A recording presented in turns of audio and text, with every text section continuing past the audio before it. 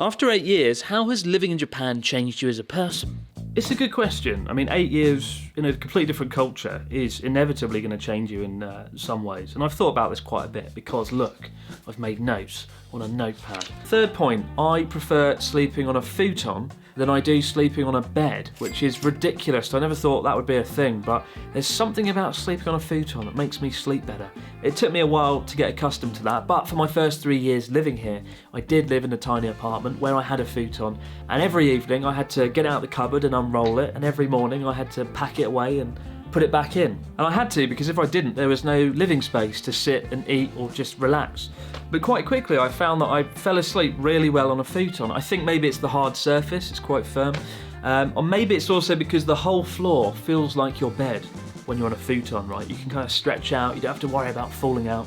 So maybe that's another factor. I don't know the science behind it, all I know is futons equals sleep. Second point is, I have a lot more faith in society as a whole, which sounds weird, but simple example, I go for a walk every night, about 10, 11 PM. No matter what I've done during the day, I'll go out for an hour's walk. I'll do it for my mental and physical health, but I'll do it because I have nothing to worry about out there on the streets. When I lived in the London area, I was a little bit reluctant to do that. I felt like, sure, London's not overly dangerous, but you still have to be looking over your shoulder a fair bit. You still have to kind of be switched on. If you go into a coffee shop here, customers leave their laptops and equipment and wallets and phones on the table when they go to the bathroom. I remember being in a Starbucks in Hiroshima, the first time I was in Hiroshima, and I just left my MacBook Pro on the fucking table when I went to the bathroom. And it was there when I got back, it was magic. I just would not have had the confidence to do that anywhere else. Number one, I'd say I'm more mindful of my behaviour in public. In all my years here, I've never seen a fight or an argument or an altercation in public, just because people are